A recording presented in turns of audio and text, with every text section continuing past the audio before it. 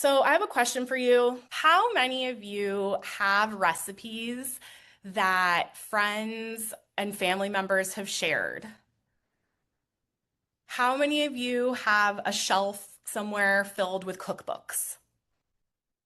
So what I am trying to say is that many of us have all of the information we could ever need to make a delicious dinner or dessert. But here's another question for you. Have you cooked out of all those cookbooks? Have you made all those recipes that your friends and family have shared with you?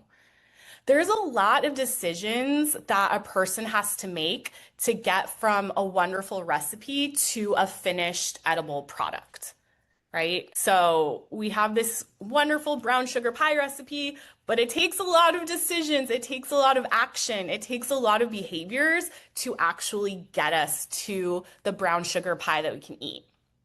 And that is to say that a recipe, while full of information, doesn't stock the pantry. It doesn't create the time at the end of a long day. It doesn't turn the stove on. It doesn't make a kitchen safe to use. And it makes me think about when we see behavior not changing, it's rarely because people don't know the recipe, right? It's not that they don't have the information. It's often because the conditions to act on that information are not there. And that is where prevention comes in. That is where the hope of prevention really pulls me in personally. There's a lot of steps to go from a recipe to actually cooking. So prevention really focuses on the conditions that make good choices possible. So it could look like stable housing existing, so there is a kitchen. It could look like economic security, so the pantry isn't empty.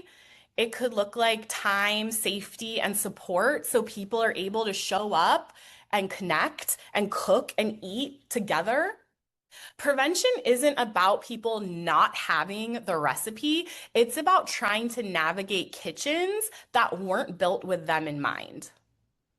And so prevention, like I said, really focuses on the conditions that allow us to make those choices that we know are good for us, good for our loved ones, good for our communities, possible.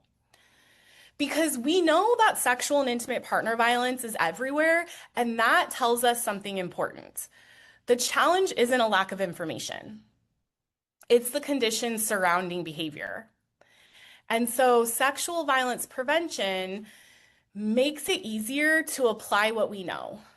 So, that includes supportive social norms that we can absorb, it includes supports that we can access, and it includes safety and stability that's available to everyone. When we don't have those things, even the best information won't get us very far.